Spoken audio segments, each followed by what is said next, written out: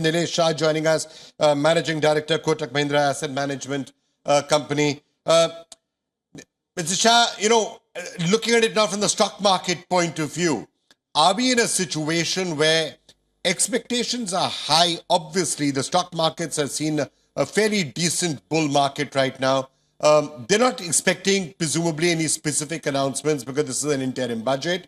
But what are some of the signals that they would like to hear? What is it that will give the markets confidence at the present level?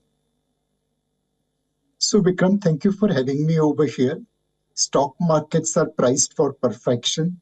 Hence, there is expectations that Finance Minister will achieve a trinity of impossible. First, she will spend money to create inclusive growth, as bottom end of the pyramid consumption is not growing as fast as the top end. Second, she will invest for future in terms of infrastructure investment or investment in health, education, skilling, which will ensure that India's growth is sustained on an accelerated basis. And third, while spending money, there will be eye on fiscal prudence, asset monetization and divestment, along with better tax compliance, should raise resources to fund investment and inclusive growth subsidies. So there is expectation that Honorable Finance Minister will achieve trinity of impossible. Mr. Shah, again, coming back to the markets, right? We've seen this entire small cap rally, mid cap rally. Some talk about what's happening in the large cap space. Some nervousness about the banking sector. PSU has done well. I just want to get your overall perception on that from the market point of view. Would there like to be announcements on defense spending, which will keep that defense bull market going? Would you like to see something being said to the financial sector so that any concerns there are after those, HDFC results are sort of set to rest? Like to see some announcements on infrastructure spending? What are some of the specific sector-specific points you'll be looking at?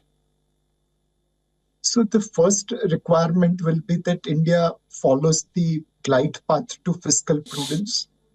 The street is expecting about 4.5% fiscal deficit by 2026. That looks little unlikely to be achieved in 26, but notwithstanding that, there should be a glide path towards fiscal consolidation over next 3 years. Second, the focus will be on infrastructure investment. Private sector capex is not growing as fast as the government or public sector capex, and hence public sector will have to be on front foot next year as well. So there is expectation that 11 to 11.5 lakh crore worth of infrastructure investment will happen. The third will be announcements related to inclusive growth. The food and fertilizer subsidy will be in excess of 2 lakh crore. And yet there is need to invest smartly in health, education, skilling, which will ensure that this growth at the bottom of pyramid starts moving as fast as the top of the pyramid. And finally, while achieving all this, the focus will be on the fiscal deficit number. That number should come somewhere around 5.3 to 5.5% for next year. And there should be glide path towards 4.5% over next 2 years.